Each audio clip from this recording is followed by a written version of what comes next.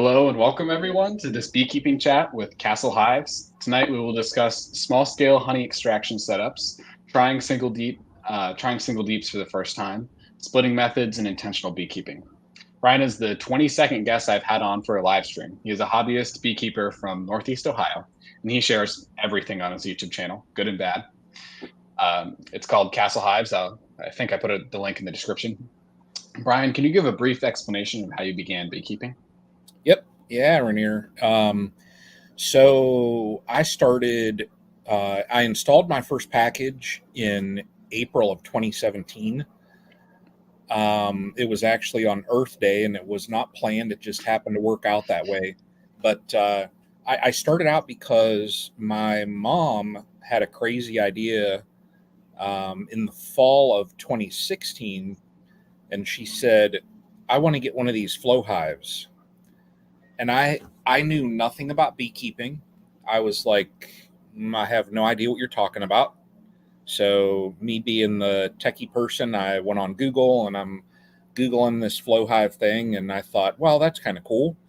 And then I started looking into, more about beekeeping. My mom tends to get crazy ideas and it's like, well, is she going to follow through on it? You know, is it going to be a 3 month project and then it's going to go away? So I started looking into it and I thought, well, that's kind of cool. Um, Maybe if she gets a colony, I'll get a colony also. So I did. I bought her a flow hive for Christmas.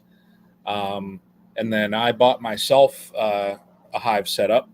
And I thought, well, and I had read that pretty much everybody said start with two. So I thought, that works. She could have one, I'll have one, and we could go and check the bees together. So that's how it all started. She got a package, I got a package, and she has since kind of, gone to the wayside as far as checking the bees and all that. And I've continued, and this will be my 8th season.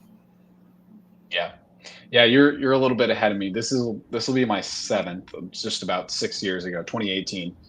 Funnily enough, my mom actually got me into beekeeping too, as it works Nice. out. That's awesome. Yeah, That is awesome. I Yeah. can still remember going to those first beekeeping classes with her. Since then, I've taken over most of the bee duties as you have, but Nice. we also started out beekeeping together. Nice. Yeah. Yep. No, I mean it was fun. She one of the reasons why she can't go around the bees much anymore is she developed a sensitivity. So she carries an EpiPen now. So she got tagged a couple times and had a reaction and had to go to the ER actually. Yeah, and it's unfortunate because she enjoyed going down and she didn't do a lot of things as far as inspections and that. I mean, she's older, so but she would just enjoy. I'd pull out the frames and I would point out stuff, and she enjoyed it. So because of that sensitivity, she doesn't want to risk it. But I have plans. Ricky Rourke made me an observation hive that I'm going to put in my honey building. So, and that way, if she wants to look at the bees, I'm going to get a red light. That way, it doesn't disrupt them, and she could just go in and look at the bees now. So that'll be her experience now with the bees once I get that set up. Yeah, I mean, I've never really considered having an observation hive, but they certainly are pretty cool, and I know plenty of people that have done them because it's relatively simple. It's not really beekeeping; it is really just putting bees in a box and getting to watch them. That's it. Yeah. Can't even do anything. Right. Right. Yeah, just let me know in the chat, guys, if you where you're from and where you're coming on from. So I think we should start to get in some of the topics here. So you released a video a month ago about a bottling machine, but I figured we'd talk, Yes. about your bottling machine first. So just give us a rundown on that. Yeah. So that machine right there is years in the making. Um, I and just to back up, and what led me to get that specific machine and the tank that's on the left. Up to this point, I would bottle honey, and everybody they cringe when I tell them this. I kept all my honey in 5-gallon buckets. I don't have any buckets that have a gate. So, yeah, exactly. So I would use a ladle and a funnel. When I bottled all my honey, and like 2 years ago, I pulled 500 pounds. So picture making, and I did some, the gates leak, Thomas says, I did some half pounders, not that many, but I mainly bottled in, 1 pounders. So figure I did 500 plus jars with a ladle and a funnel.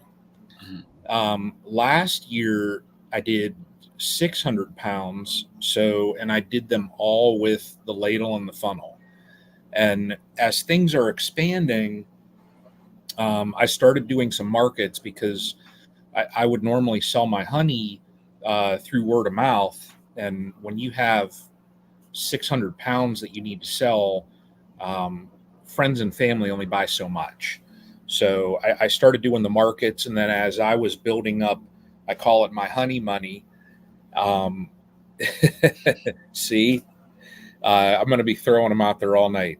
So as the honey money was building up, I just started looking at it, and it's like, I kind of probably about 2 years ago started looking at different tasks in my setup where I would hit a bottleneck, Mhm. and I would identify that bottleneck, and I would want to make that portion of my whole process more efficient, because for me time is such a huge, it plays a huge factor. So Mhm. when it came to the bottling, I thought, the heated bottling tank, I was going to go just that route, because I thought having 19 gallons with that no drip valve on there, I thought I could bottle very fast. Um, you know, and like up to this point, yeah, my buckets that I have one of the bee blankets that fits around the 5-gallon bucket. So it was warm, it wasn't like it was real thick. So when I would ladle it, trust me, I'm probably the fastest honey ladler in the Midwest. So, but I just figured with this setup here, I can have 19 gallons of honey at the ready all the time. And with that valve on there, I thought, that's easy. It's just an easy pour it, and go. Now, as great as that tank is, you still have to watch. You know, I mean, if you keep that valve open, it's just going to keep flowing. It's the nature of the beast there. So I saw Hilco had the speed fill system, and I had actually reached out to John just asking about, hey, can I connect this to the tank? What all can we do here with it? And he said, yeah, they actually, when you buy the speed fill, there's an adapter that they sell that fits right on the front of that tank. So the one picture that you have, I actually, and I spoke to John, The, um, that's it right there with that yep. ball valve. Yep. uh, John had told me, he said, when you put the adapter on there, he said, just do yourself a favor now and install a ball valve. And he said the reason is, um, you basically have an on off. You don't want to leave the speed fill hooked up all the time. You want to be able to clean it. So he said throw a ball valve on there, and then you could just disconnect the hose, flush everything out with the speed fill, and that's what I did right there. The hose that comes off of the side pump, that's on the speed fill, it just hooks right onto that attachment there now. So when I'm going to bottle, it's just a matter of making sure that hose is connected securely, opening up the gate, and it'll be just rock and roll. That speed fill system, I know in the video, I was amazed. I had bee blanket on the bucket that I was going to bottle. It was my bourbon honey, actually, and that stuff is so yummy. um, it I went through the manual uh, setup, or the manual jar filling, and it's slick. I mean, you push the button, you set your jar on there, you tear out the weight, and then you just push the button to fill it, and it fills to the gram every single time. So if you figure, once you're hitting a couple 100 pounds of honey, and you have a slight variance with every bottle, you could be giving away jars of honey every year. And even if you give away 10 jars because you have a little bit of extra, in every bottle, 10 jars is $100. So that thing is so darn fast. Now, the automatic mode in that thing, it's literally, you set your jar on there, it tears it, and it fills it.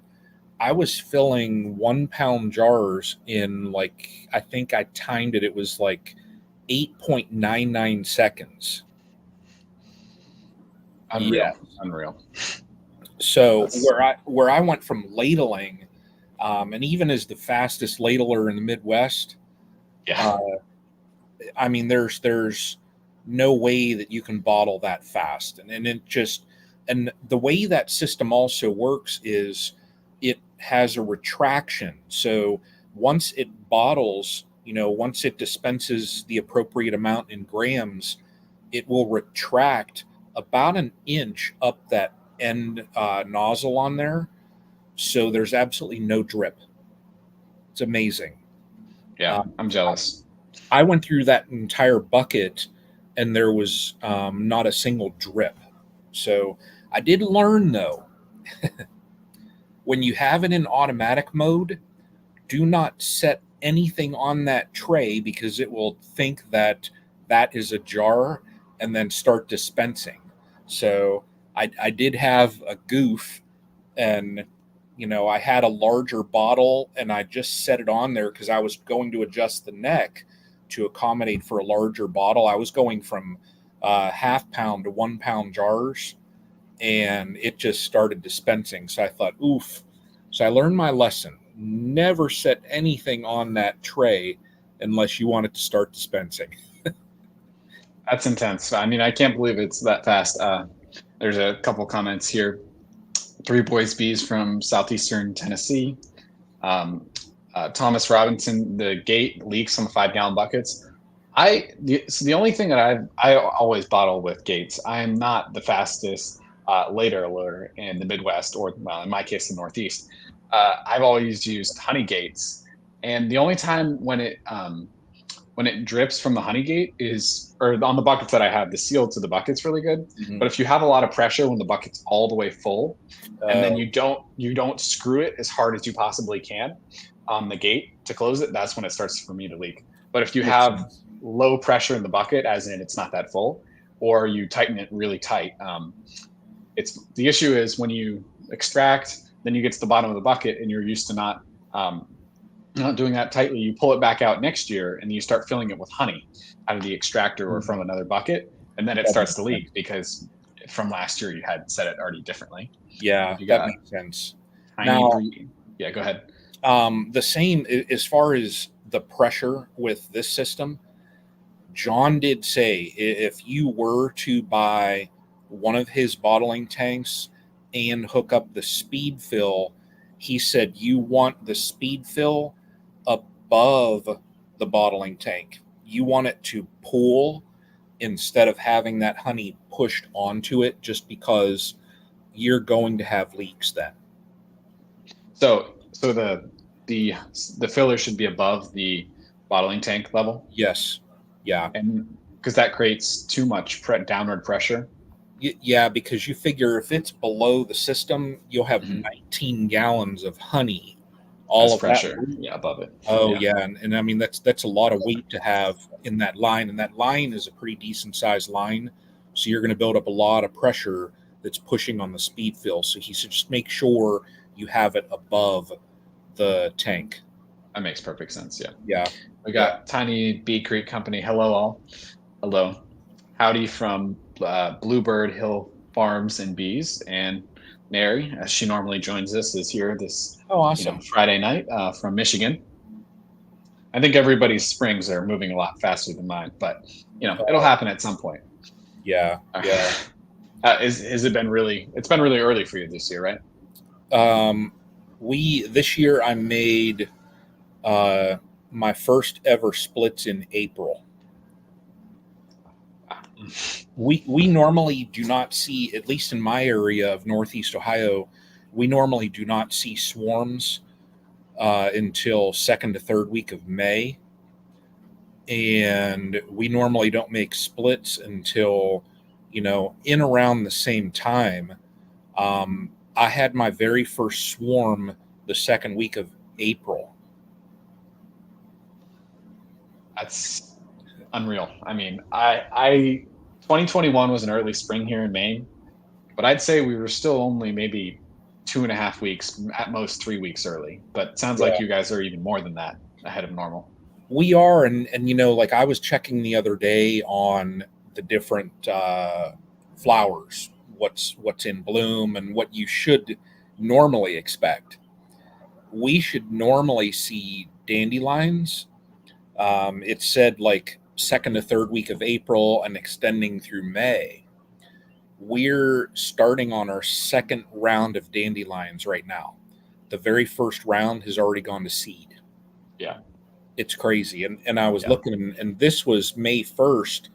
I looked out in the yard and it's already all in seed. And I'm like, wow. Yeah. So things are just so early this year. You just got to be on top of it, Yeah. Yeah. Not the problem here. This for us. Our dandelions are relatively early.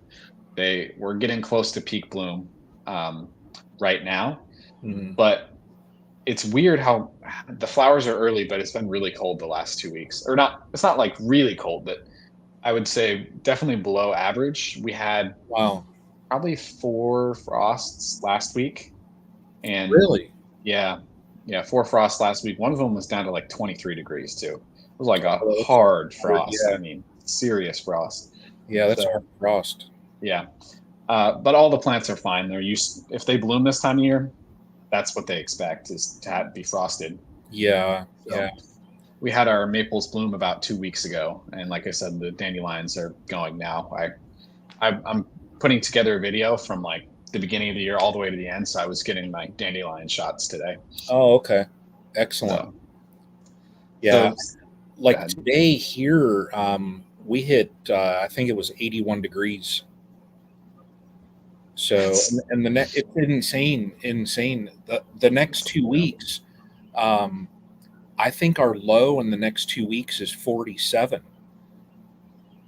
So it's like, and we have a couple days where it's going to be in the 60s, but we're in the 70s, and we actually have like 4 or 5 days in the next 14-day forecast where we'll be 80. Yeah. And I'm just like, insane. For us, Monday will tie for the warmest day of 2024 here in May in Woolwich, and it'll be 65 degrees. Huh. Today it was 54 degrees. That was the high for today. Wow. Yeah, we won't be splitting anytime soon, but I know you split last week. So how do you normally do your splits? How have you done them this year? Yep. So if you look at the trio, as far as the stream team, I'm the conservative guy. I have to keep, and the reasoning why I do conservative splits is I have to keep the number of my colonies to a manageable level. If I expand out and go crazy, I end up getting to the point where the amount of time that I can dedicate to beekeeping, I could not properly manage colonies. I found that out last year because I got up to, I don't know whether I had 21 or 22 colonies, and I didn't have enough time to manage them. And it showed throughout the year. I had a couple issues.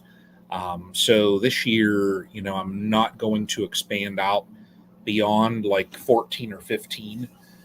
But as far as my splits, very, very conservative. Um, I will typically, uh, you have to get in the colonies as far as how I split them. Mhm. I don't do like a walk away, anything like that. I like to try and keep my good queens. So, what I will typically do is get into the colonies and look for the signs that the colony is telling me, like, hey, we've got drone brood. We're brooding up, and then we've got drone brood. We've got some practice cubs. And I look for all of those signs that will tell me, okay, in X number of days, you probably should make some splits, or else your queen is going to fly to the trees. So when I go in, then I will typically try and time it out so that uh, I haven't gotten to the point where there's capped cells. This year was probably the best as far as timing. When I went this year, in the colonies that I split, I only found one capped cell. So timing was about spot on. I had some nice cells developing. And at that point, if I wanted to go crazy and make all these wild splits, I could have. I had in most of my colonies, I had multiple frames with cells. So could you take those cell, take that Kind of frame Greg out, Burns did. move it over? Exactly. Greg, every time when I say, when I tell him about my splits, he's just like, oh, because he's looking at expanding the bees. Me, I don't want to pull a lot off of that parent colony because I don't want them to slow up. So typically, what I'll do is I'll pull like two brood frames, and then I'll pull a frame that has some pollen on it. I want to get some good bee bread and that in there. And then I give them a frame of honey, and that's it. I had a couple people in my last video with my split saying, why didn't you shake a lot of nurse bees in that? I typically just pull the bees that are on them. They're very small, very conservative splits. Yeah. Um, if the question gets brought up about, well, robbing, you have these small colonies then that are sitting in your apiary. Uh, I'm going to jinx myself, knock on wood. I have never had one of my splits get robbed out and killed. So I've only ever had robbing in, the prior 7 seasons, one time. That's it. So there's so much out there right now that Yeah. for the bees to want to rob out another colony, I mean, we just don't see it. It doesn't happen. So my splits, they're very conservative. I'll go through and pull my old queen, move her over, and Mhm. basically, if you think about it, it's an artificial swarm. I'm moving her over, not with half of the colony like what you'll typically see with those primary swarms, but she does have a little bit, and they expand out. And I mean, I've even gotten some honey when I do these splits, and all of the factors are right as far as environmental factors. I've even gotten some honey later in the year off of these colonies, so it works. Mhm. Yeah, it's a combination. Like, people robbing only happens when there's not enough nectar for the bees to really, well, not enough nectar for them to not make it worth it for them to go fly out to flowers instead of hives. Right? And I've seen the weirdest thing. This is one of the first times I've ever seen robbing in the early spring like this. And Really? I know, yeah, it was super weird. My only guess is that it's been just cold enough where the nectar really isn't flowing, and I guess the pollen isn't enough. They're definitely bringing in pollen, but this is the first time I've ever seen robbing this early in the year. So it's kind of Wow. an odd thing. And in my large colonies, I saw nectar even 2 weeks ago. Yeah, around, actually more than 2 weeks ago, like 16 days ago.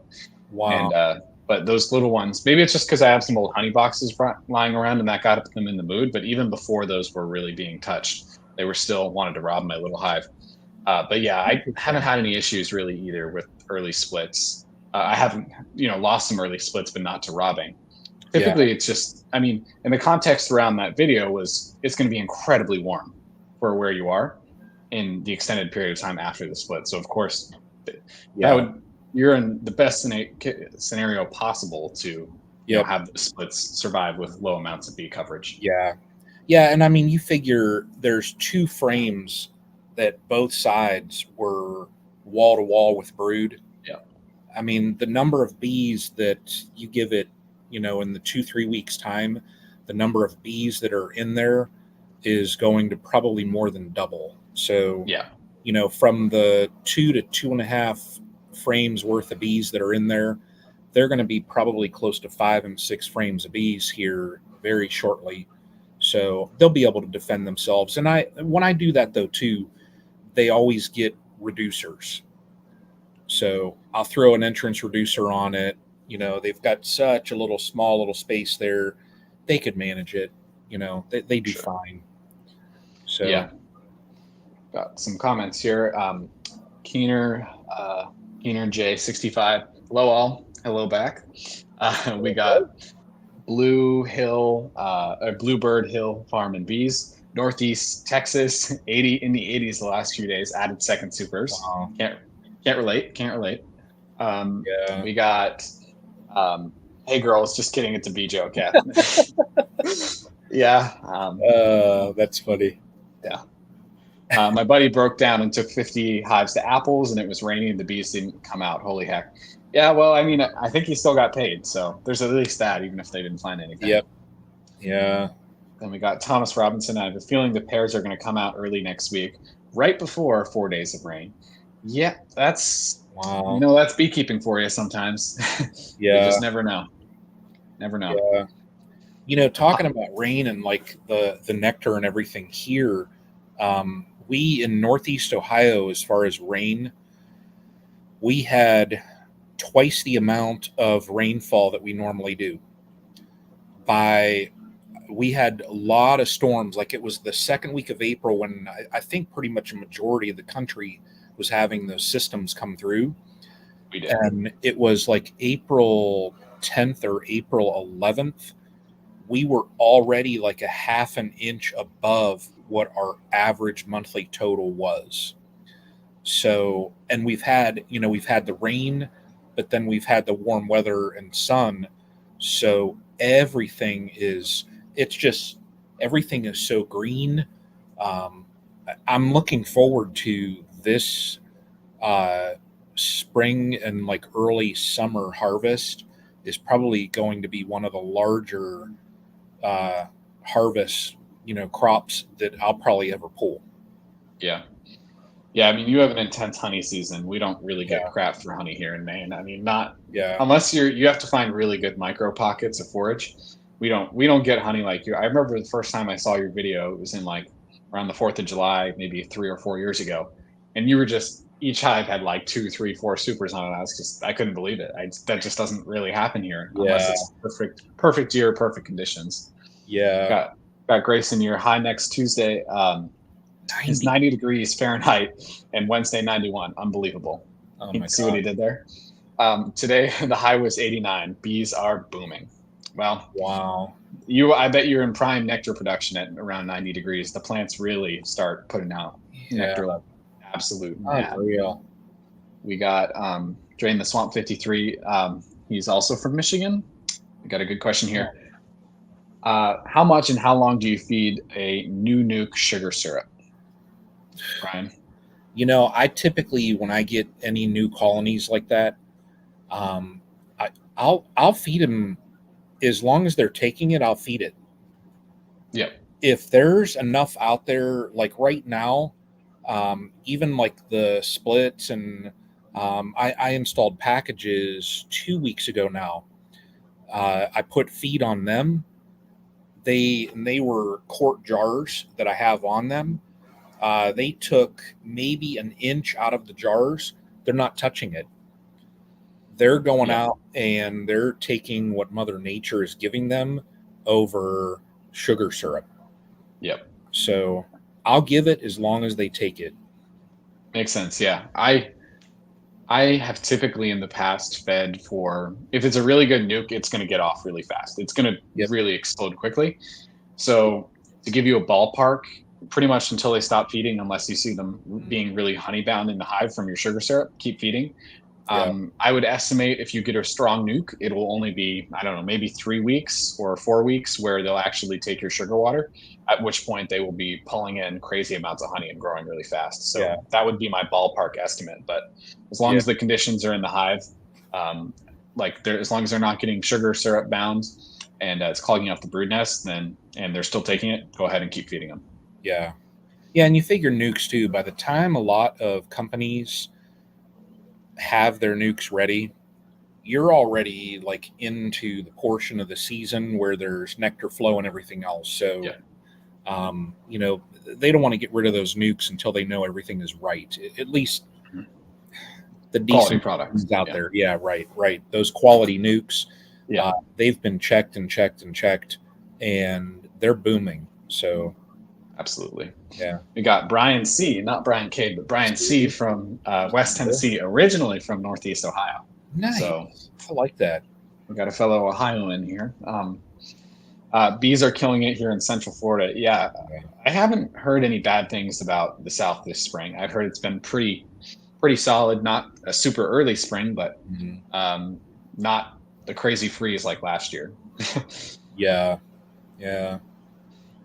Yeah, until they stop taking it, yeah, Yep. that's pretty much what I would say most of the time. Yeah. As long as they're not getting, swarmy from clogging up the brood nest, they'll keep taking it until they're done with it. If you guys have any other questions in the chat, drop them in the chat or in the comment section. I'm curious. Just let me know, guys, if you have split yet, and if not, when are you planning to split? I'm sure Brian and I will read them off for you. I'm Yeah. curious. I don't know where everyone's at with the year. I have not, like I said, I Look haven't. at I've that. only done one inspection on most of my hives and two inspections on three of my hives. So I've barely done anything so far this year. Wow. But this is one of Brian's big, beautiful queens. She's not a Yeah. small one. Um, can you give a little backstory on her? That's actually one of the queens from my packages.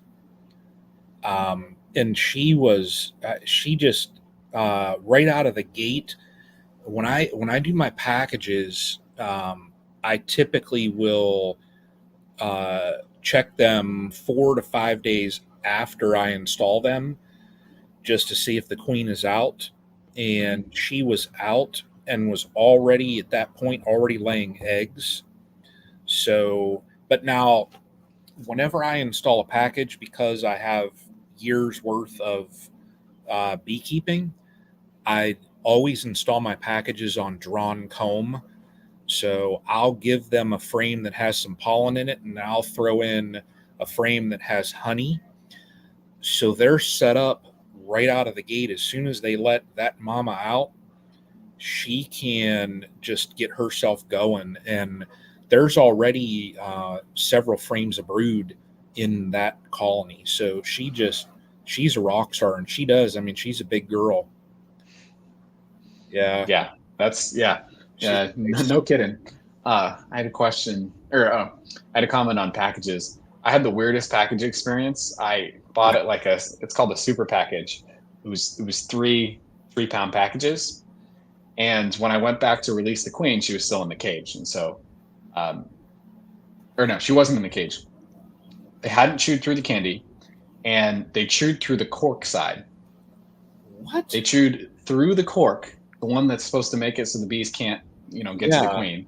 Didn't go through the candy. The candy was open for them to chew through. And I was like, oh, it's no big deal. That's really weird. I've never seen anything like that. But, it's probably fine. They just really liked her. I come back, 7 days later, 8 days later, laying worker, have to shake them out. It was it what? was really unfortunate. Yep. Yep. It was not good. I don't think I have ever heard of that. Yeah, it was one of the weirdest things I'd ever seen. It was truly Wow. an absolute mystery. I can't believe it. Yeah. Wow. I meant to. we'll get to that comment later. So Mary wants to hear more about the bourbon honey. I won't be having any of the bourbon honey, but can you kind of give us an idea of what you're doing with it? And I'm assuming Oh, it's selling well if you're selling it. yeah. So the bourbon honey, um, I saw Jason Crook. He put out a video, and he had told me about it beforehand, that he was going to soak some honey in a 5 gallon bourbon barrel. And when I say bourbon barrel, it's one that was already used.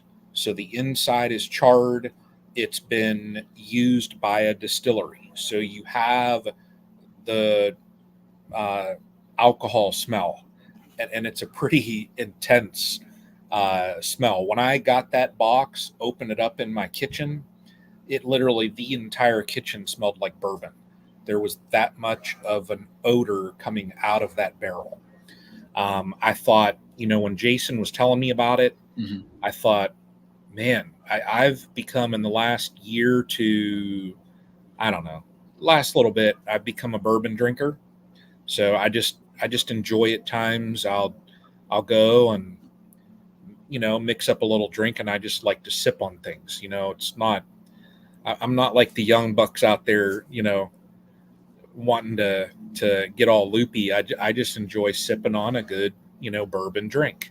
So I thought, well, I think I might check this out. So I ordered my barrel. I soaked my honey in that barrel for close to 4 months.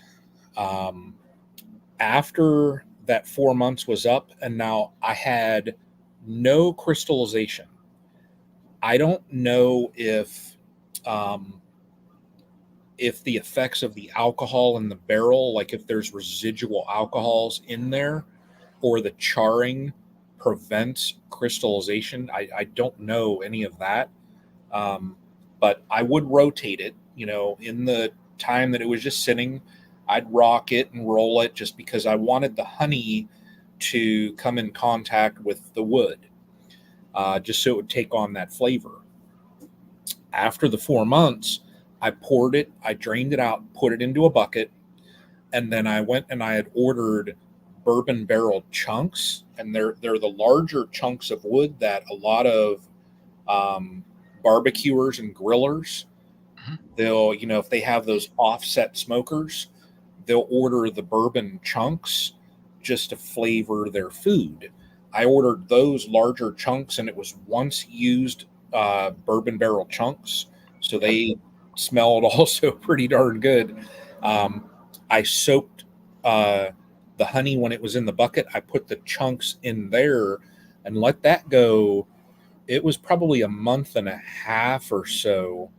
And when I put the chunks in the bucket, I put my bee blanket on it so that it was warmed, and just let that sit. After that, I had filtered it just to pull, because there was some charcoal bits and different things floating in it.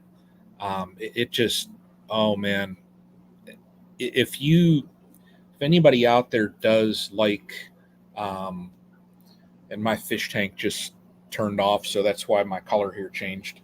But if anybody likes that flavoring, it's phenomenal. I mean, I've had a couple people buy it, and like Steve Amos was one. He bought a bottle to try it out, and he said, if in a couple weeks, I'm gonna let it go a couple weeks. If you still have some, um, I'm gonna buy more. So he bought 3 more jars. So, but it's such a unique flavoring, and around my area of the country, and I think this is pretty much picking up throughout the country, where the bourbon barrel honey is catching on. It's with those bourbon drinkers when they have like, have you ever heard of a drink an old fashioned? Yeah. Instead of using simple syrup with those type of drinks, Use the honey. they're Yeah. using the bourbon honey, so it adds more of that flavor. Hmm. So my brother, and right before I had started mine, my brother, he also is an old fashioned kind of drinker in that uh, he had bought a 1 pound jar of bourbon barrel honey for $25. So I just got thinking about it. I'm like, well, It's a if I moneymaker. spend $140 on a barrel, and I'm going through this whole process, it's worth it. And I've sold about half of what I have so far. So yeah, and when my wife tasted it, she was like, "Oh no, you're not selling all of that." So we've got our supply, but Well, I guess that's a great compliment. yeah, it's just such a and like if you I in fact I've seen like uh bourbon barrel syrup. So if you like maple syrup, I've seen maple syrup that's done in a similar way. Mhm. I've seen like whiskey syrup. I've seen all these different things, and I think we all know about hot honey and those different honeys like that, but the different like bourbon and whiskeys, I think is catching on. Yeah. So Just any kind of specialty honey, whether that be that's it. creamed, flavored, any type right now. That really seems to be what's becoming more popular Yeah, in Europe. They don't really sell any liquid honey. It's all just creamed or yeah, crystallized, or yeah. Americans are the weird ones. We're the ones who We you know are. use the what's the U.S. system, the metric system, or am I blanking? The It, and man, you're going to test me. Yeah, I just always say it's like the standard system because yeah, they standard use system. metric. And in all honesty, if we switch to metric, for me it wouldn't be that much of a change because everything that I do with the 3D printing stuff, So, yeah, it's all in millimeters and centimeters. I don't any of the products that I create, I don't create them in inches. yeah, Everything is all millimeters. Um, yeah, so, and even like when I bottle now, everything is in grams. So, yeah. um, yeah, We Americans are weird. we are got some comments here from some definitely not weird Americans. I will pull some spring honey for the very first time this year. Nice, Mike. I have never pulled. Well, technically it was made in springtime, but I think of spring as May, even though technically it ends in June. Okay. Um, I've only ever pulled honey. Well, I guess I have at the end of June, but I don't really consider it Wow. true spring honey. Some of my hives already have three supers in Southeast Ohio. Real. That's where Greg is, Southeast Ohio. Is that correct? Greg's more like central, but he's Hmm. on like the east side of central Ohio. Gotcha. We have that's because they were super packaged. He was making a joke about the Yeah. ones that chewed through the cork. It's just I don't. That's That's one of those things. I'm sure you've had these moments, Brian, where you're just like, I've never heard of this happening. It probably will never happen again, but that just happened. yeah. It well, and I mean, we always say there are no absolutes in Yeah. beekeeping. That's a prime example right there. You saying that, you always tell people make sure when you install a package, when newbies, you tell them, you show them the different corks, Mhm. and always instruct them to pull the correct cork Yeah. so that the candy is exposed. You're now saying, okay, these packages can chew the cork out, so really it doesn't matter. That's the only one I've installed like 4 or 5 packages. That's the only Easy. one where that's ever Wow. happened. And I've literally heard of never anyone ever saying that happened. I also last year, occasionally beekeepers get stung by queens, especially queen producers that pick up more queens.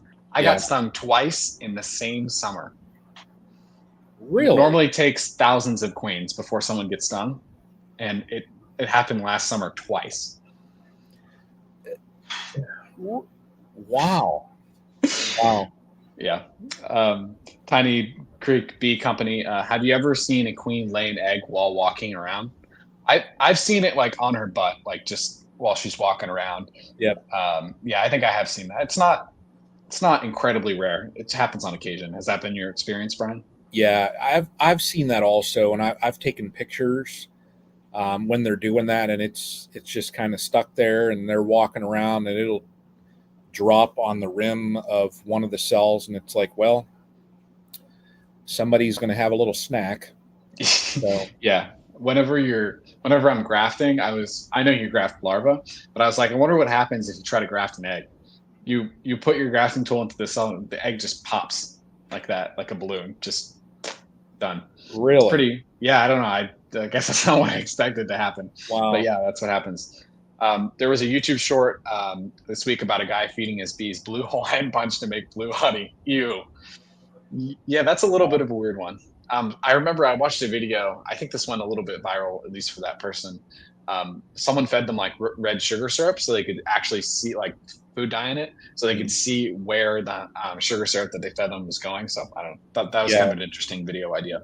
you know, Um, there's a guy in North Carolina that Bruce actually talks about. He had a channel several years ago. It was Backyard Bees NC, Brian Carlton. mhm. He's around, I think, the Winston-Salem area of North Carolina. Yep. Whenever he fed his sugar syrup to his colonies, he Yep. always put a couple drops of blue food coloring in there. And that way he would know if he happened to see a frame that had a lot of blue coloring, he would not extract that frame. Yep. Makes perfect sense. Yeah. Yeah. Yeah. Um, well, yeah. Hopefully the food dye wasn't bad for them, but who knows? Mike's Bees LLC looks good. It looks like a good year. I'm in Michigan. Nice to know. Yeah, I mean, I think most people are having a pretty good beekeeping, start to the year, at least so far. Yeah. I Yeah. lived I lived in Livingston County for a winter. That's right around you, Brian, right? Or near there? I'm not familiar with Livingston County. Hmm, I wonder surprised. where that's at. Yeah. Got Brian here from Wisconsin, and then Thomas said I directly released a package queen once without realizing. Yeah, It happened. they I don't think I've ever done it, but that was because I had explicit advice in B class on exactly how to do it. They walked us through it, so I never made that mistake. But they always said whenever you direct release a queen after she's been in the hive for whatever 5 days, and if you want to direct release her, make sure you point the queen cage down, because if you pull off the cork and the queen cage is up, she's going back out into the trees and never coming back. Well, so there are no absolutes in beekeeping. Now, I was doing that Mhm. one time. I was going to, when I went and I checked, saw queen still in the cage. They had chewed at the candy a little bit, and I thought, they were fine. They were, they weren't attacking the cage. So I thought I'll just release her. I had a little teeny like hook tool, and I popped the cork, and before I could even get my Mhm. finger, she had went whoop, and flew straight out and went up. And I looked and I thought, oh, I thought, well, she's gone. So I afterwards I called Greg and I said, hey, do you have any extra queens? you know, and I told him what happened. He said, just before you come down and get a queen, he said, give it a week and hear what had happened. When I went back in a week later and checked, she was in there. It was a marked queen, and probably what had happened, and it made sense because he said for the amount of time that she was in there, she could have become familiar with that smell, and she probably flew straight up and came down and landed and walked right in the front. Yep. And it's the only thing that probably I could think happened, because then when I went in there, I saw a marked queen and I thought that's got to be her. Yeah. So strange. I I was not so lucky. I was trying to catch a queen for sale, and it was this really tiny nuke. And I had her in the cage, and I had my finger over the little hole in the JZBZ cage, and I was putting workers in. This was 2021. And on the fourth or fifth worker, I moved my fat finger just a little bit too long and straight up into the trees. Oh man. And I was like, well, she made it and she came back here. She's gonna come back. She knows where this is. Never came back. Never did. Hmm. Wah wah wah. Was a little bit Yeah. sad. Wow. I have a lot of crazy stories. I don't know if you've seen that video of Jose catching a queen out of midair I did. in a It's swarm. insane. I'm not quite that cool, but I did catch a queen. She was either in the air or like fluttering onto a tree branch, and I grabbed her like out of the air as she was falling. Um, Wow. and she was fine. She was perfectly fine. I sold her. So, Wow. That's amazing. um, yeah. Now, where you're at, because you don't produce a lot of honey, Mhm. when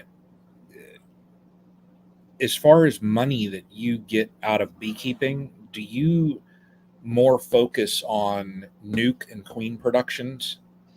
Yeah, so I haven't really sold any nukes. This is the first year that I'll be doing that. I got about three pre-sold, and hopefully I'll sell one more, and then hopefully in June I'll sell another four to make it eight if everything goes to plan. Nice. But I've yeah, go ahead. No, I was just saying, nice, Yeah, nice. Yeah, that's good. yeah. So in the past, I sold like 13 queens, then I think 31 and 28. So I sold some in the past few years. Last year was just awful for queens. Ugh. It was raining all the time. And so one day I was catching queens and dropping cells, and I got stung 18 times uh, with a full bee suit, full everything, gloves, had the whole 9 yards. Still got stung 18 times. Uh, so it Uh, wasn't my favorite day. But yes, I've beekeepers around here. They do make some honey because we have such a robust honey market here because we have um, such a prominent tourist market here in the summer that you can sell a lot of honey because there are thousands of tourists in your immediate vicinity every summer, right. within by early June or mid-June. Yeah. And so you can actually sell quite a lot of honey, but most beekeepers around here, if they're really doing a great job, maybe they'll get two or three supers on a colony. Wow. It's not unusual across New England. That's relatively normal, I would say. It depends on your area. Like I have a buddy in southeastern Mass, Mike, and he has really good forage because he's in the wetlands. But overall, our forage is generally pretty poor, and Wow. we can get really good fall flows, like insanely good. Um, my first year, I didn't feed a drop in the fall, and we had full two deeps of honey. Um, Nice. and so it's a lot of times it's 100 pounds or bust. And so, do you go for the honey crop or do you just start feeding? Because Yeah. either can happen, and so you're going to get the pollen either way. Yeah. But Yeah. we were shaping up to have like one of the most historic fall flows I'd seen. It's 6 years, but still, it was insanely good for about 3 to 4 days, and then it got cold and windy and rainy, and we Yeah. got not a drop more. But that's Unreal. just how it goes sometimes, you know. Yeah. Yeah. The most I've had, and this isn't the norm here, um, at least years past. Yeah. Uh, I've had colonies that I've stacked four supers on. Mhm. So, when you're talking about a double deep and then you've got four supers, when you've got 6 boxes stacked, it's personally, I hate working those just Mhm. because they're so high. I mean, I'm 5'11". When you're lifting above your head and you've got supers with weight on them, it's for me, it's not fun. Yeah, no fun at all. Not fun. We got Lee here. Good evening, everyone.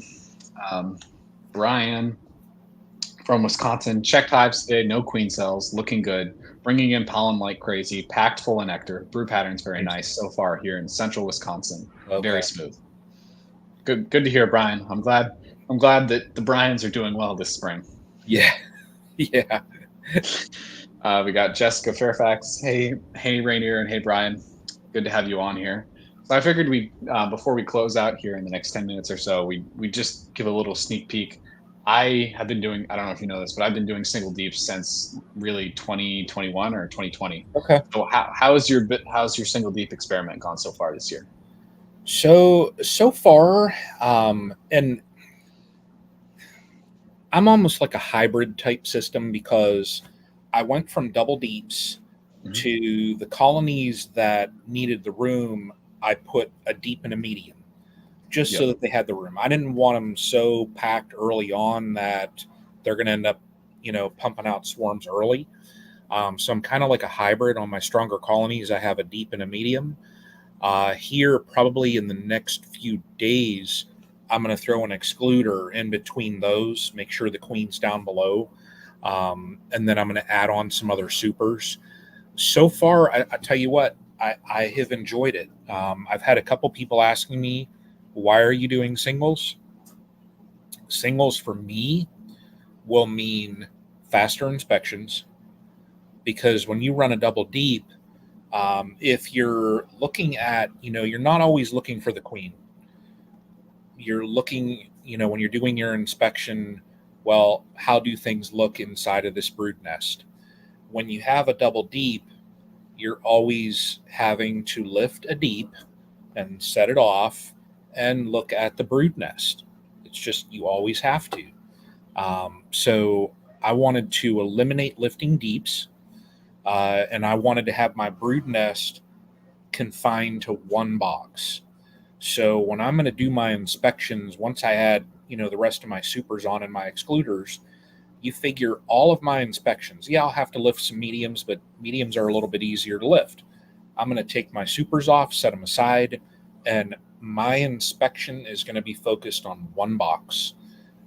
When I treat, you figure treatments cost less money because you have one brood box.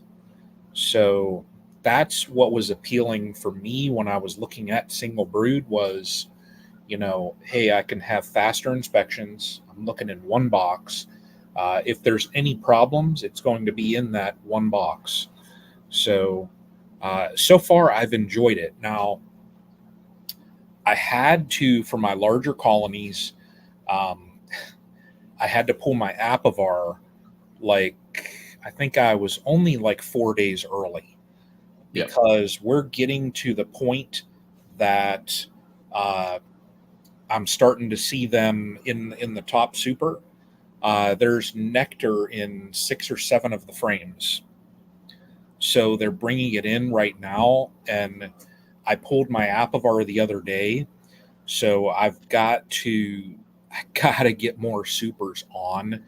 Now it's so early that I think I'll still, for those colonies there, I think I'll still do pretty good.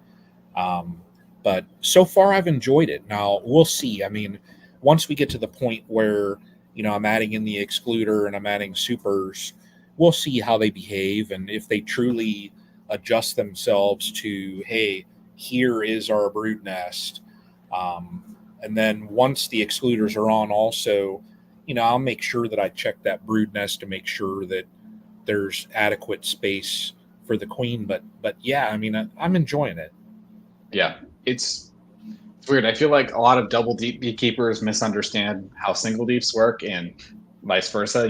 Single deep beekeepers Yeah. don't really understand why double deep beekeepers do it.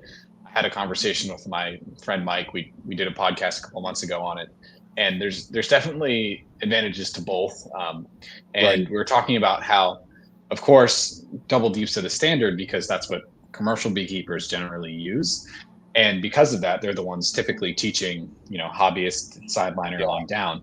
And so there's distinct advantages for me. Like, we don't really have that good of a honey flow, and so we're able to catch more of that limited honey flow by using those single deeps. And so I was probably already going to have to feed after my honey flow anyway, so for me it doesn't really matter that much if I have to feed a week Yeah. sooner, because I was still going to feed.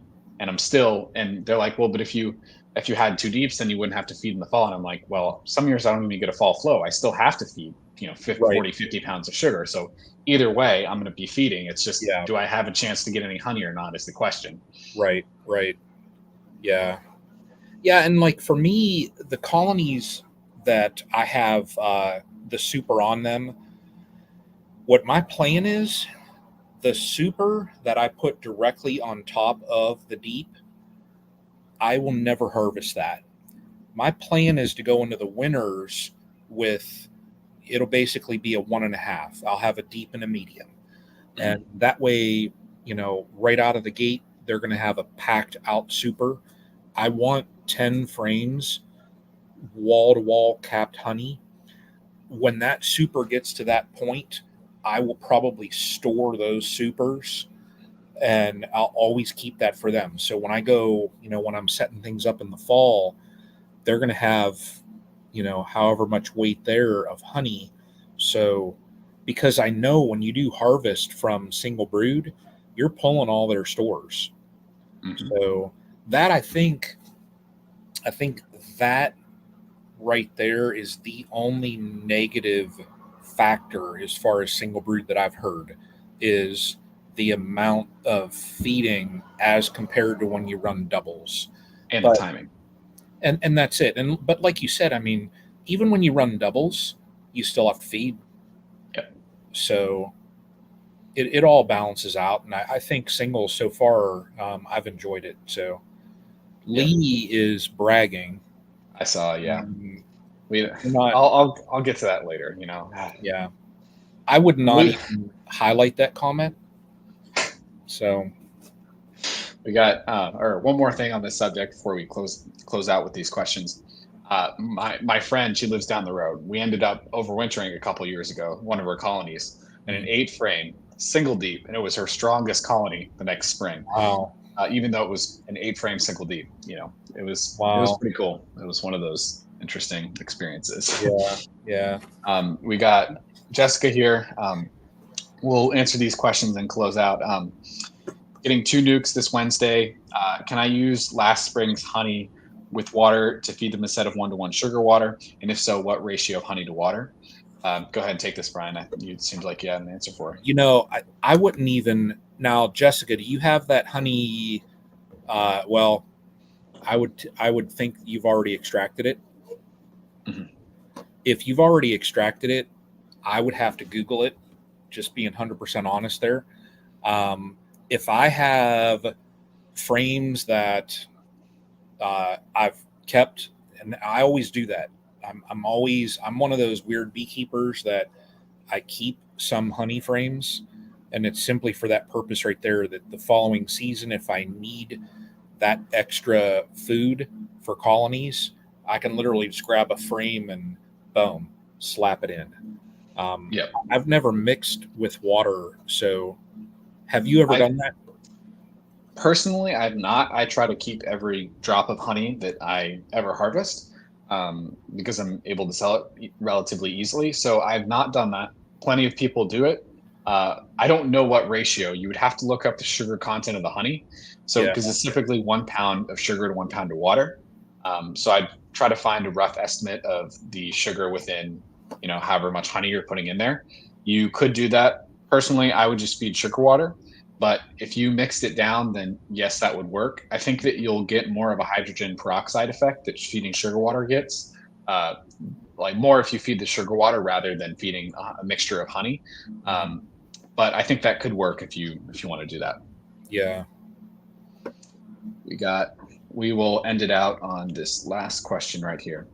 What do you do when your single deep is jammed full? Do you split or add supers and let the queen begin to lay in the super?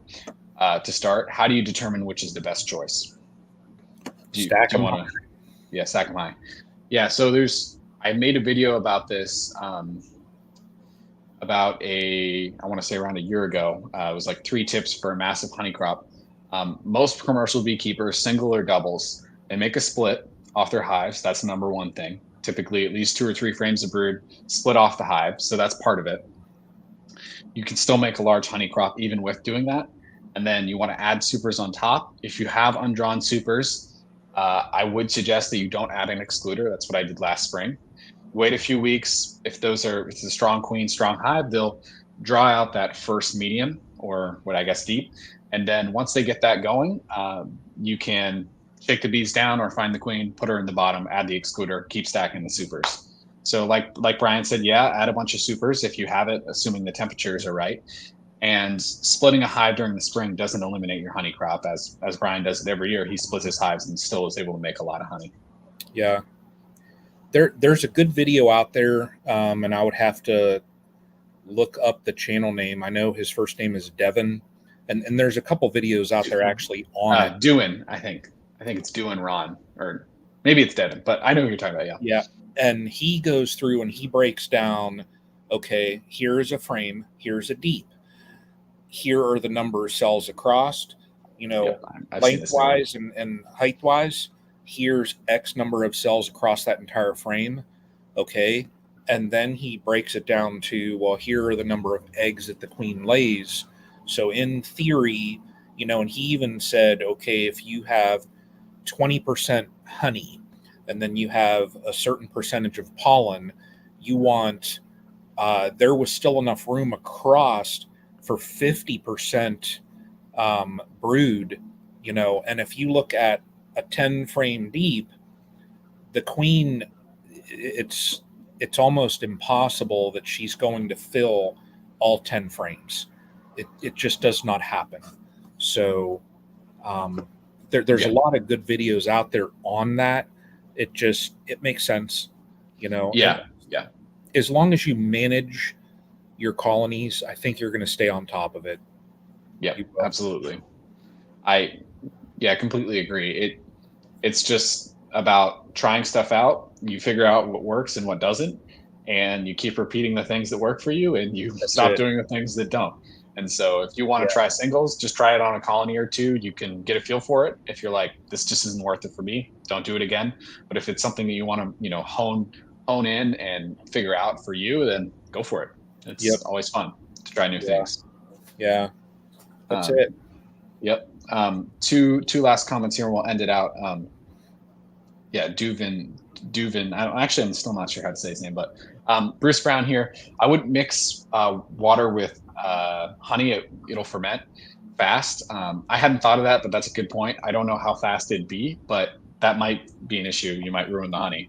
And Jessica's thanking him. And yeah, Duvin Ron, I think. He actually, cool thing about he actually works at the University of Florida now. That's why he doesn't post videos anymore. Yeah. I looked him up on Instagram because he hadn't been posting videos, and there was a post on his Instagram. He works for the University of Florida as like a bee, part of their bee lab. I didn't know that. Yeah, it's pretty cool. I thought that was interesting. Yeah, I'm gonna have to message Dr. Jack about that. Well, thank you for coming on, Brian. Where can people find you? Castle Hives. If you look up Castle Hives on YouTube, if you look up Castle Hives on Facebook, Castle Hives Instagram, it's always Castle Hives. And then if anybody's interested in anything as far as like the bourbon honey or any of my honey when I harvest, it's castlehives.com. So it's everything Castle Hives. All right. Well, thank you for coming on tonight. I had a great time. Brian and I are going to stay on and talk for a couple minutes after this, but thank you for joining us all tonight, guys. I really had a good time talking with you all in the chat, and I hope you have a great night.